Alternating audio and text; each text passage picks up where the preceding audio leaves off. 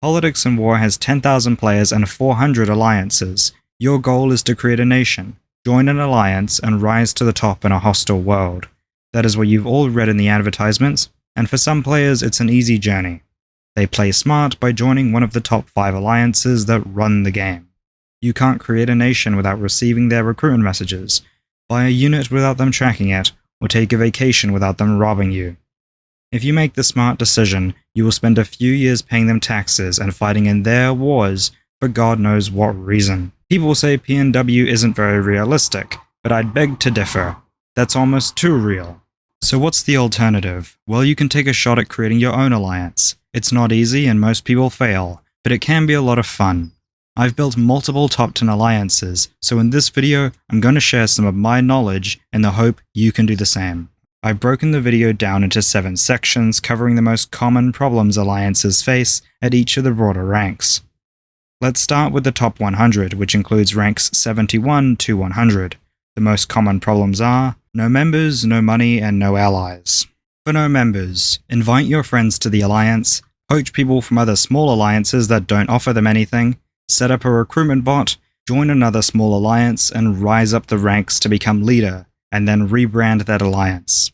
For no money, join a larger alliance to grow your nation and save up a few $100 million. Talk to heads of econ in larger alliances to learn how to run an alliance's economy and what policies work. You shouldn't follow all of their advice because every alliance has a unique economic system, but it's a good place to start. Create or copy a good build for every continent at the infrastructure level you want members at. For example, a build for North American nations at 2000 infrastructure. If members don't know what to build, then help them copy this standard build. For no allies. Allies are not important when you're a small alliance because there aren't that many threats. Implement a minimum military requirement, like 2 factories, 5 hangars, and 1 dry dock in every city, and people will stop raiding you. Remind people to fill these improvements with units, and not to build more than the standard because it will hurt their economy. The top 70, ranks 51 to 70, the most common problems are immature, impatient, and afraid. These are all qualities that are more common among young people and new players.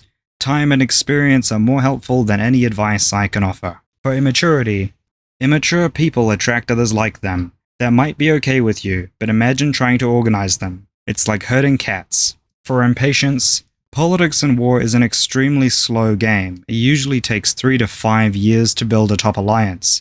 Take your time and do it right. All the alliances that cut corners will inevitably crash and burn. For fear, you can't really lose in PNW. There's no way to destroy your cities or permanently roll you. At worst, they'll destroy all your expensive infrastructure and it will take you a month to rebuild. Do your best to fight back and learn from your mistakes.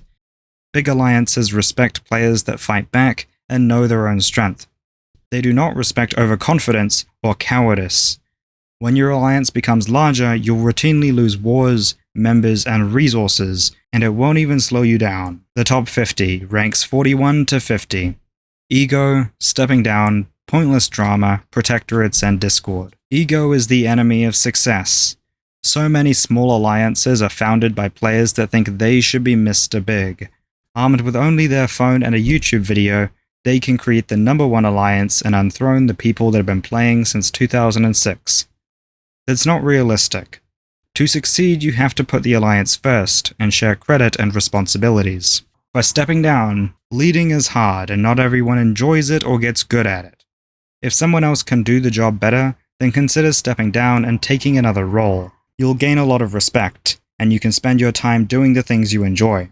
If you remain loyal to the alliance and get better at the game, then you can always become leader again after your successor retires, like you did. If the people below you are more competent and less recognized, then they'll leave and the alliance's growth will grind to a halt. Avoid pointless drama. Your time is valuable, and you shouldn't waste it when you could be improving the alliance or having fun. For protectorates, if you're doing well, then larger alliances will offer you protectorates.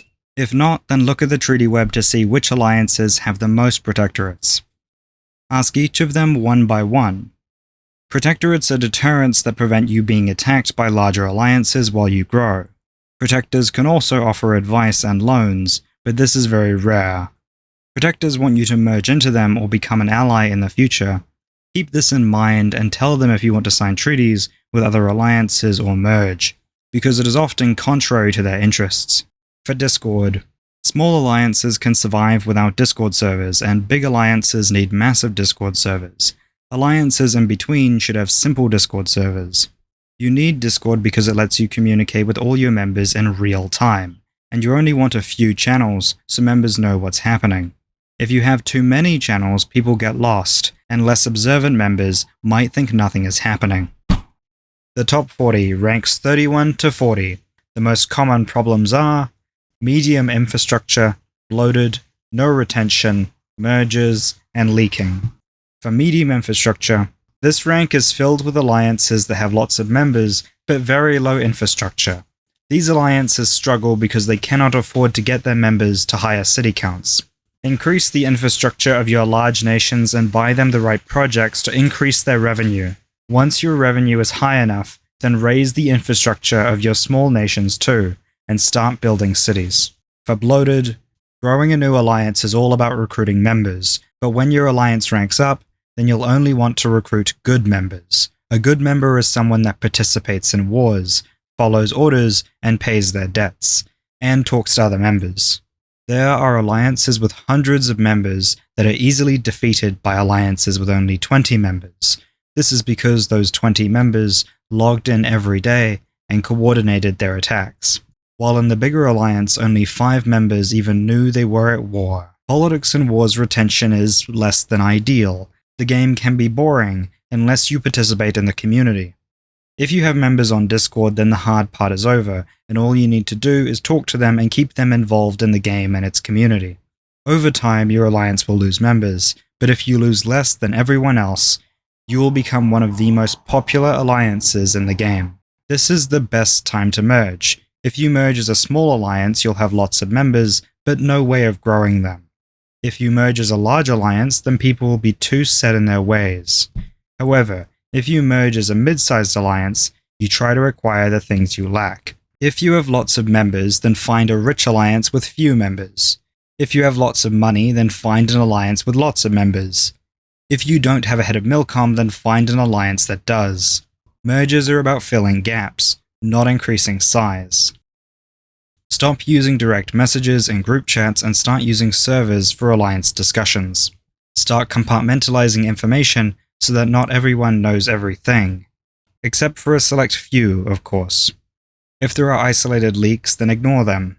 If there are widespread or high-level leaks, then find and kick the person responsible. As you transition from a small alliance to a large one, then the big alliances will prefer to work with the alliances that can keep plans secret. Don't leak information yourself unless the people you're dealing with leak or they're lying. Only leak the bare minimum to prove your point, and do it in private to those that matter and can help you or punish them. The top 30 ranks 21 to 30. The most common problems are War Chest, Google Drive, chasing investments, and upgrading your treaty. You don't need a war chest until you start fighting global wars. It's good to have one before that, but it's not necessary for survival or to win small and short wars. When you start building a war chest, ask different alliances for advice on what standard you should use. For example, 250 munitions multiplied by your alliance's total cities. Your war chest should be enough to get you through one war and rebuild to your pre-war infrastructure. If you win the ensuing war, then you won't spend your entire war chest, and this means you can save less next time and spend more money on cities. If you lose the ensuing war, then you'll need to do the opposite to have a full war chest. Create a Google Drive with folders for each department. Collect all your guides and sheets here so HighGov can edit them. This will improve cooperation and ensure that if someone retires, you don't lose all their work. When members leave, they often owe money to the alliance. Tell them what they owe and message the next 2 alliances they join asking for this money back. If the new alliance refuses, then note it down, but don't get upset. Might makes right, and when they ask you for money, you can refuse too. If you don't chase investments, then other alliances will take advantage of you by sending their members to join you and get free money before leaving. Upgrading your treaty. If you're doing well, then your protector will want to upgrade your treaty. If not, then you can ask them when you feel like an equal and want to sign treaties with other alliances too. As a general rule, you should avoid upgrading your treaty for as long as possible. It sucks to be the minion of a larger alliance, but while you are, they have to defend you, and you don't have to fight in their wars. By delaying the upgrade as long as possible, you'll be more prepared. The top 20, ranks 11 to 20. The most common problems are technology, betrayal, higher infrastructure, character protection, and assassination. Now that you have a large alliance with lots of members and resources, you need to stop relying on other people's technology. If you use bots created and run by other alliances, you can't upgrade them, and you can't guarantee they'll be available 24/7. The developer could quit or stop you from using their tech. Building a team of coders can be difficult because their skills are prized within the community. Even top alliances still rely on spreadsheets and doing tasks manually when they do not have enough coders. Betrayal. Betrayal is very common. Messages will be leaked, treaties will not be honored, taxes will be stolen, loans won't be repaid, and people will poach some of your friends and turn them against you.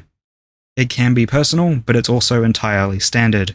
Over time, you will learn how to handle it, and you can get even if you want to or when you need to. The people that betray you are rarely bad people in real life. They're just playing the game and prioritizing their interests over their commitment to you. The board game Diplomacy is a good learning tool that some alliances use to teach this concept. High infrastructure. It takes less than 30 days for infrastructure to pay for itself, and you should have 100 or more days between wars.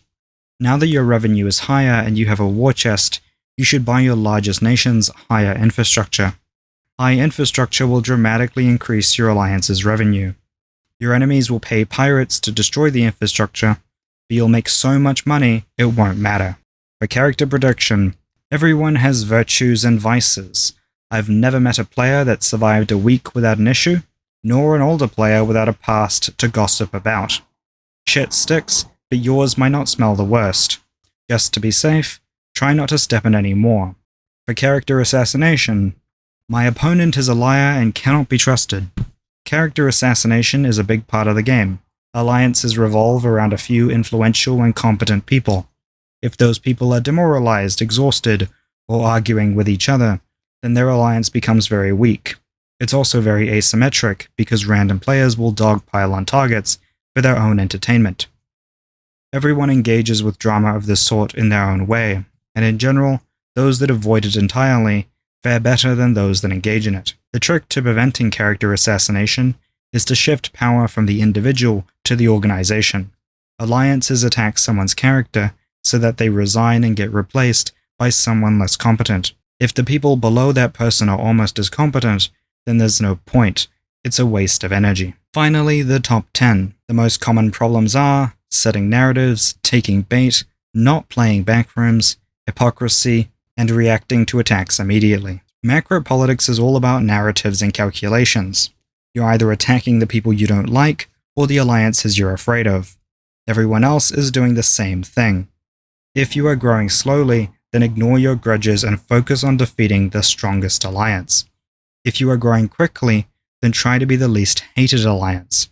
If you are a gentle giant, then it's easy for your enemies to justify ignoring you to attack the people openly antagonizing them. One way to become the least hated alliance is to make another look foolish and hostile. The big alliances will steal, leak, and sabotage their rivals. Then they'll publicly provoke them with mean comments and insults. The goal of this provocation is to bait an angry response, which they can laugh at and share with other alliances. The best way to handle this is by ignoring the bait entirely. You can then share their attempts to provoke you with other alliances. If they're doing it to you, they're probably doing it to everyone else too, at least eventually. I mentioned sharing information twice when talking about bait. It's easy to say but harder to do. In short, you need to talk frequently with an FA head or leader in all of the major spheres. Get to know them and work with them as much as possible. Eventually, you will develop a relationship with them where you can tell them about perceived disrespect and resolve these sorts of problems together. For hypocrisy, everyone is a hypocrite. It's a competitive game and alliances are mostly acting in their own self-interest and not for the greater good. The worst hypocrites are the alliances that pretend they're honorable.